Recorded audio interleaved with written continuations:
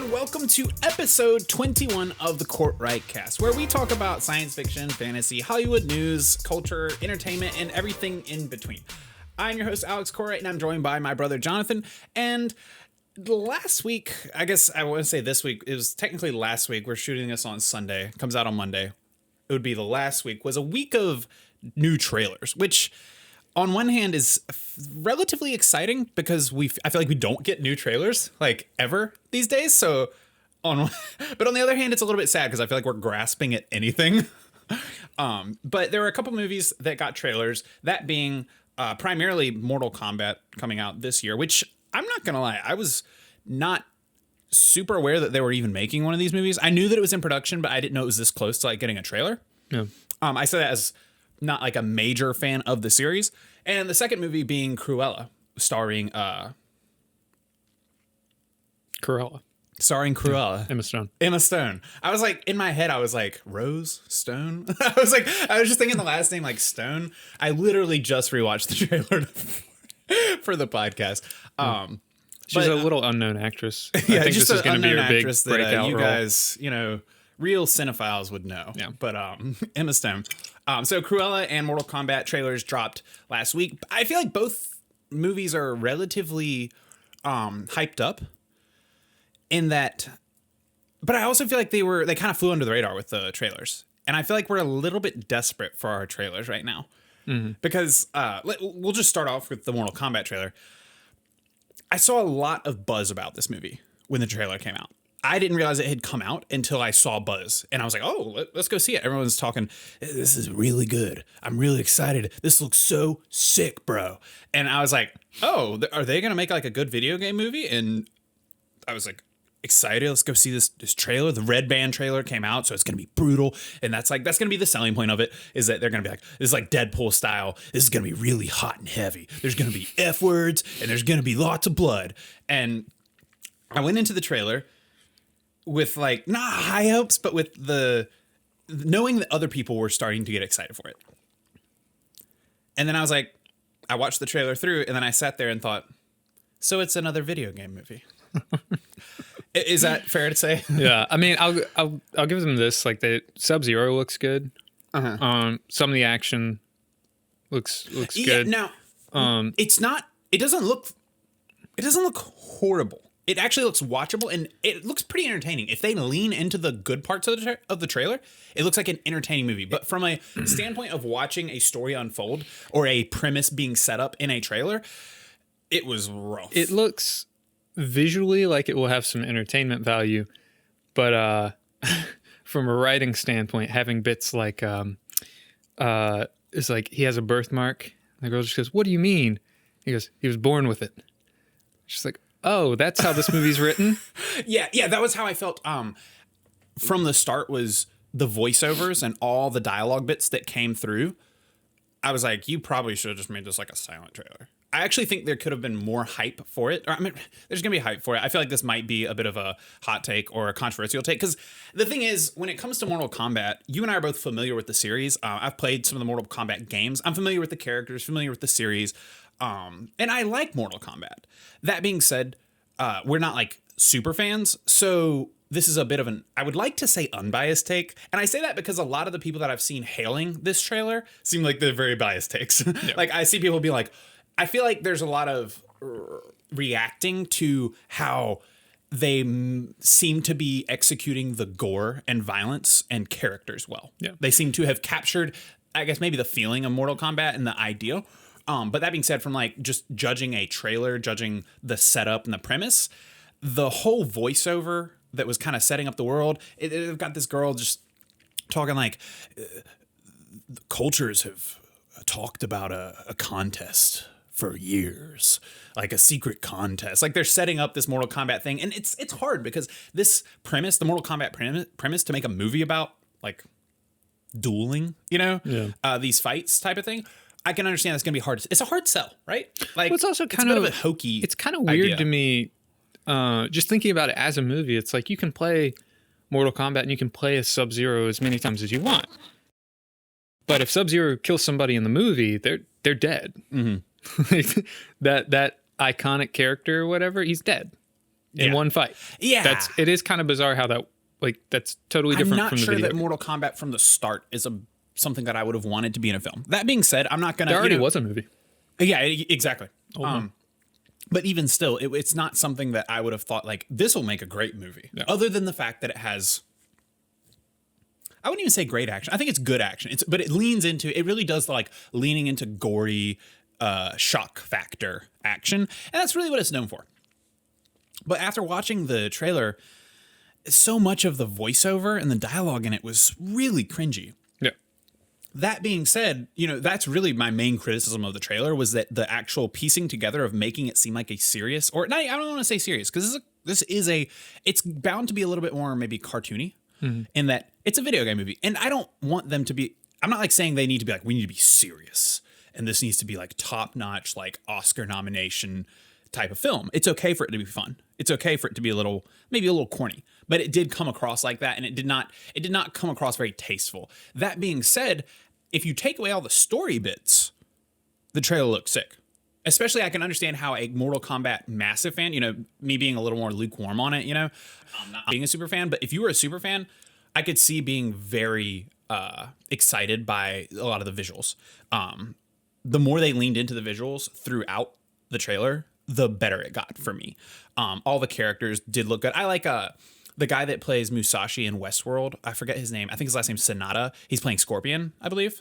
I have to wonder. I like him, and I like the casting and his shot in the trailer where he like throws the hook through a guy's head. He's like swinging around it's like on a rope. Mm-hmm. It's like the tip of a spear on a rope. I don't even know. I'm a noob when it comes to these weapons. But I have to wonder though. I feel like every time I see him pop up in a movie, it's always typecast as like the most stereotypical samurai, like Asian warrior, because he literally played Musashi in Westworld. And like and I only see him pop up in these like stoic, like Japanese roles. Yeah. I don't know. It does make me raise my eyebrows sometimes, but he does look good in the role. That being said, but it's like every time I see him, he's got to be wearing like a Japanese robe or kimono and playing that like swordsman character. That being said, the action sequences, like you said, Sub-Zero looked good. I felt like they were playing really hard to like the whole Easter egg reference type of thing. By the end of the scene, and there was nothing wrong with this because it did look cool. But by the end of the trailer, when someone says finish them, and then it shows a bunch of finishers, I was like, that was good. But I also know how much you just made people forget about how not impressive that trailer was just by showing a bunch of finishers back to back to back and making people be like, oh, it's just like the game. And it's like, I have to say this is the thing that I'm always a little bit skeptical about, especially with this is something we talk about with Star Wars all the time. The more they lean into fan service, the more I get like, come on, we got to have something behind it though too. Yeah. And that's what I worry about with the movie. It could just be a fun action movie, but like when we see with Star Wars, all you have to do is throw Jango Fett or Boba Fett into a scene. All you have to do is bring Boba Fett back for 5 minutes and every fanboy on the planet starts like crying. Yeah. And, Luke Skywalker shows back up for one scene and everyone's in tears, like yeeting into the sunset. And it's just, you have to like, I feel like a lot of these times, a lot of these bigger fans of these series, which are the people that really support the series, keep them going. I feel like they get really blinded by the love for the characters. And you always have that danger. And, if they play into this, love of the characters, Easter eggs, and that's what people want. And that's what people are excited by. Like, I'm not going to stop them by any means, but just looking at the trailer, the movie does not look like a good movie. It looks like fun. It does look like fun action if there's enough action to carry it through and enough like character moment. And I don't want to judge it just based off of one trailer either. So it could turn itself around and at least be fun. But the general premise, I feel like it's, as a lot of these viewers and a lot of these good reactions are coming out, I can't help but feel like they're very skewed towards people that are just like, oh, that looks so cool. It's that thing that I enjoyed as a kid. I watched Sub-Zero do that thing to a character a million times and now I've seen it in live action. So it's exactly like in the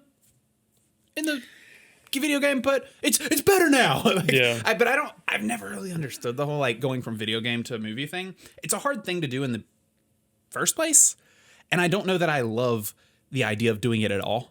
I think there are very few video games that actually really could use an adaptation.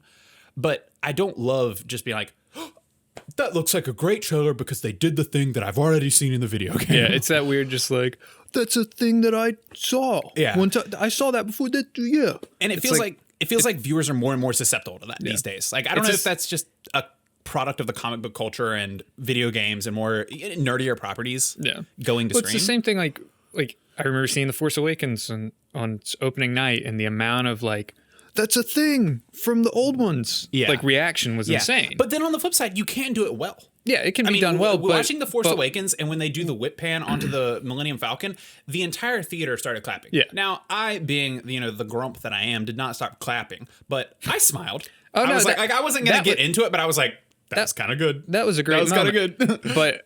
but also that worked well within the context of the scene. Yeah. It feels like it's becoming more and more of a crutch for properties to do that, where it's not like it's it's like the icing on the cake. Yeah, it's becoming the whole cake, especially with these science fiction adaptations. Yeah. It's because the nature of taking a book to the film, or a video game to the film, or a comic to the film, you're going to be copying things that people already have seen, and it's hard because you need to give them those things. But it's also like the end of Iron Man 1, where you see Nick Fury. It's like, that didn't make the movie. Iron Man 1 was a good movie, and that was a cool thing to see at the end. And now it's like we're just waiting for that. Yeah. It feels like everybody's going for that. Yeah, everyone's waiting for the moments. And it's hard because I also have I don't know if it's weird, but like I have a bit of a reserved stance on adaptation in general, just because on one hand there are movies that have been adapted that I love. Like Lord of the Rings being a primary one. I adore the Lord of the Rings films and the books, but I don't love just adapting everything. Like there are a lot of books that don't need a movie. And I get it. That's how the author makes a bunch of money. It brings the property to more people, and it's a different mode of art. But when we're not doing things that are improving on the source material or expanding on the source material, I have questions. I just don't love adapting a video game or a book to a movie without really bringing a new spin to it. Yeah. Well, I have no problem with adaptations. But with a lot of, or most of these like studio adaptations, it's not like, a lot of times it's not like somebody came to it with like they had a clear idea of what they wanted to do with it. It's the studio we bought the property and needs to sell it. And we bought the property. It's going to sit around for a few years. We finally attach someone to it, and it might go somewhere. Yeah. So, I mean, kind of in closing thoughts on the trailer itself, it didn't look good. It didn't look like a good movie, but it looked like a movie that I want to see. Does that make sense? Is that like, I do want to see it because I am a sucker for the action. I do enjoy Mortal Kombat as an IP enough to be like, I want to be entertained by that cool action. I mean, the scenes with Sub-Zero were cool. Yeah. The action sequences looked cool in general across the board. And I'm glad that they kept that true to the video game and made them the way that they did. But as a looking at it from review stance, from analyzing for good writing or story, there was absolutely nothing in that trailer. It looked like a TV movie. I feel like I saw enough of the movie from the trailer. Yeah. I don't know. It didn't sell me on the movie at all, and as somebody who's not crazy into Mortal Kombat, there's not that element going for it for me. And yeah, the writing, dialogue, story-wise looked horrible. Now, yeah, and it looked like they knew it was, and it looked like that's what they're going with, and that's cool. If they're gonna make a fun movie that Mortal Kombat fans are gonna enjoy, that's great. It didn't sell it to me though. Yeah. You can pull off the not leaning into it doesn't need to be a super dramatic message story. It doesn't. I don't need. It doesn't have Mortal to be Kombat. It's themed. The action is silly. Yeah. It's cool. It's cool looking. I hope that but they it's lean into absurd. it, though, because I hope that they didn't show us everything. I hope that I hope the movie is a bombastic. I think for sure they're going to lean into it. I think the issue is probably the duel section of it. The big Mortal Kombat section has to come towards the very end of the movie, though. Yeah, that's got to be the third act. So you're going to have 2 acts of horrific story and dialogue. Probably introduction action scenes to all these characters, and then the third act's going to be the big. Yeah. The formula for putting a movie together that's about something like that is a little sketchy to begin with, you know? Like just how you go about. I was watching the way they tried to explain it in the trailer, and I didn't think they did a good job. But they clearly were like, we got to explain, like, so there are these people that are super powered, and cultures have mentioned them for centuries in a contest. And it made it feel like those, you know, kind of goofy movies that are like, we're merging the real with like fantasy. You know, like beneath our feet lives a world that no one knows about in the shadows type of thing. And not that that can't work, but it frequently like feels a little hokey to me. Yeah. I think it's going to be super cheesy, and I think they know it's going to be. And they can do it right. I think the best thing for them is to lean into the cheese factor of it, lean into the gore factor of it, and they're probably going to please Mortal Kombat fans. Yeah. And if that is the plan and that is what happens, that's fine. And I hope that it's an enjoyable movie across the board. That being said, not sure this looks like it's doing anything for video game movies in regards to, they might do something for the box office success of video game movies. Can't say it looks like it's going to do anything for gaining any respect. Yeah. In the film world, which if they're not going for that, I don't want to judge it based on something that's not going forth though. Yep. You know, like I don't want to be like skeptical or harsh on something. If they're like, if it's a fun action flick, I don't want to judge it like a drama. So, but in the next topic, our second movie, Cruella, starring Emma Stone, nailed it. I'm interested to hear your thoughts on it first, because I heard this movie was in development. I feel like it's been in development for years, like a couple years. When I heard it was in development, I said, normally this type of movie is not something I'd be that particularly interested in, honestly. Just, I would be like, I don't know that I want it at all. That being said, when I heard Emma Stone, Cruella, I said, that's actually a good pick. Mm-hmm. I thought that's a good idea. I thought that was an interesting place to go. After seeing the trailer, my thoughts have changed a little bit. So I'll let you go first. Okay. I think Maleficent casts a bad shadow on this movie for me, because Maleficent had, I think, a pretty good like first trailer. I don't remember it exactly, but one of the trailers looked good to me. Mm-hmm. And they did that whole like, oh, it's about Maleficent. She's an iconic villain. Angelina Jolie is perfect casting for that movie. I was like, oh, this might be good. They had that sort of dark fairy tale look. And it was that movie for like 2 scenes. And then it turned into, oh, Maleficent, she's really not much of a villain. She's just a misunderstood hero. And it was a bizarre movie. It was an awful movie. And seeing the trailer for this film, I like Emma Stone being cast in this role. I think that's a good choice. And it had that sort of dark fairy tale look and vibe that I think it should do. I do worry that it will turn into a Maleficent, where she's not going to be the villain for the entire movie, or she's going to be like reworked into some like hero role. That would be my main concern with the movie, because it's what destroyed Maleficent. And Maleficent, I think, was a box office success. Yeah, people got a sequel. Like, so I kind of feel like they're going to go the same route with this. I don't know though. That's definitely a bit of prejudgment. Mm-hmm. I didn't hate the trailer. I thought visually they had a decent look for it and a decent vibe for it, and I think Emma Stone's going to be good in the role. But I couldn't help but think like, this is kind of how I felt with Maleficent. Yeah. So that's actually, you were nicer on it than I expected. Because as someone who was kind of interested in this movie going in, I was not impressed. I would say I was not impressed. I mean, I don't want to sugarcoat it. It didn't look good to me. It didn't look irredeemable, but like I didn't have a problem with the visuals. Like you said, I liked the visuals, and I liked Emma Stone, and I liked the performance. She looked great in it. That being said, and this was something I've had a problem with recently. This week I watched a new Netflix film, I Care a Lot. It's a new Rosamund Pike film. I don't know if you're familiar with her from Gone Girl. And I like her.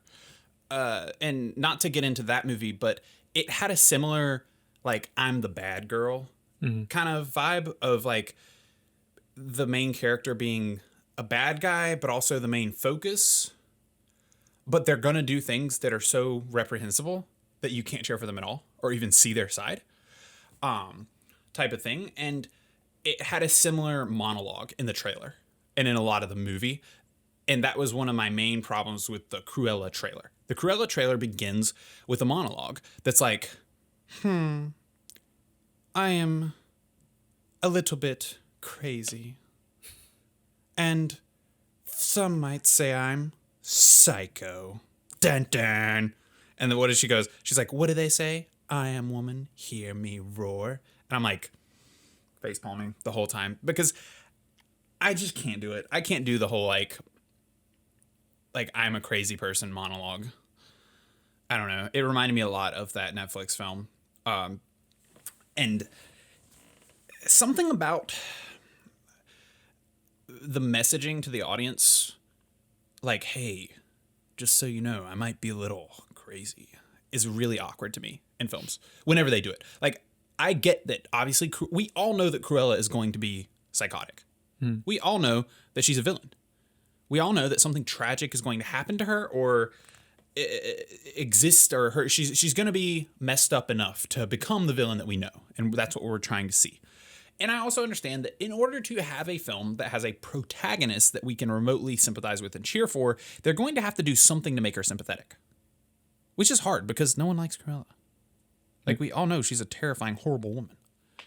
So they're going into this and they're going to have to make her into a terrible and horrible woman, but also make it make sense for us and somehow get us on for the ride long enough to not get off. It's also weird because it's a Disney property. It's based on a cartoon. So it's going to have that over the top cheese element to it, which I think they should play into because, I mean, it's based on a cartoon. Like, you're going to have a hard time playing that super serious and getting everybody on board with it. At the same time, it's a Disney property, and so taking an antagonist and having them be still the antagonist, but play the protagonist role in the movie. A movie like that could float off of like shock value of, oh, she did that type thing for like an hour and a half, but they can't do that because it's Disney. So there can only be but so much, oh, she did that. Yeah. Because, you know, families are not going to go see that movie where it's just like, oh, just watch Cruella do awful things for 2 hours. The whole premise of Cruella, like taking the skins of Dalmatians, they show in the trailer, like these dogs, like mad at her. She's clearly like, they're clearly going to address the dog thing. And I'm like, what are they going to be able to show? Yeah. And what it's like to play in order for her to come across the way that she needs to become the villain, she's going to have to do some horrible stuff. Yeah. And she should. That's the thing is that is Disney going to do that? I don't think so, because they didn't freaking do it with Maleficent. Yeah. They acted like they were going to do that. And the best scene in that movie is the scene where Angelina Jolie is like full villain. And then they dial it back for the rest of the movie. They go, oh, well, actually... And that's what I can't tell in this trailer. It looks like they're doing... I mean, obviously, it looks like a somewhat of a, like, she goes crazy, like a self-destruction plot, where she's like... There are scenes when she's, you know, strutting around like this big, bad, formidable woman. And then there's scenes where, you know, makeup smeared, her hair is messy, she looks like she's, like, losing it. Yeah. And I like the idea of, like, watching her self-destruct. And that being what we're seeing... That being said, I don't know how much of it you can play to being sympathetic, like you said. And I don't want her to be a hero, and I don't want it to be like the world was hard on me, so I started like killing dogs and taking their fur. You know, like I'm gonna struggle with the believability of getting on board with, oh, you know, I'm just trying to make a name for myself in the world, and people don't like that, so I kill dogs and take their fur, and now I'm like a bad guy, but also like. It makes sense that I'm like this. I'm sympathetic now. Like, no. How is that going to be sympathetic? I don't really think they need to make her sympathetic. But don't you think they're going to try to? I do think they're going to try to. I think that's the issue. Yeah. Is that she's a cartoon villain. You know? Yeah. I think you should play in... super one-note cartoon villain. Yeah. And you know what? If you're going to make a movie about that, play into that and just make it a fun, hey, this is the villain's perspective thing. Yeah. I think they're going to have to go in their mind, they have to go the sympathetic route, or I think they're going to have to go the anti-hero route. Even though I didn't really get that from the trailer because it didn't really show much plot wise. Yeah. So I don't know the angle that they're going to go at it from. I don't know. I'm not sure it was a great idea to have a Cruella movie. I think it would have been a better idea to do a 101 Dalmatians movie with Emma Stone as Cruella. Yeah.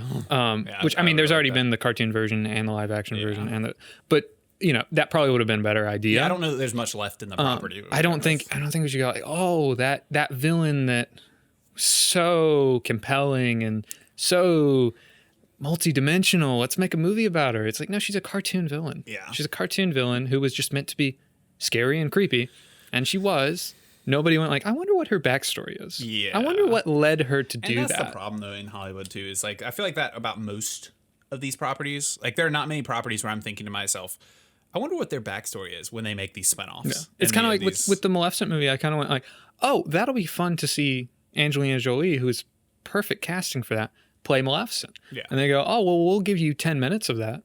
Yeah. It's just like, oh my God. Yeah, it's... And I'm not, like, totally unsold on the movie in that... Or I'm not, like... I don't think the movie's going to be bad yet. That being said, I am unsold. That trailer did not sell me. It gave me questions that I need answered and skepticism that I did not have before. I liked the over-the-top sort of live-action cartoon dark fairy tale look of it and feel. It felt like the entire look of it. It felt like it felt like good Tim Burton style. I liked that, and I felt like they weren't going to do that. So seeing that at least a portion of it is going to be like that, I did appreciate it. I think for me, it was really just the monologue. The monologuing bothered me.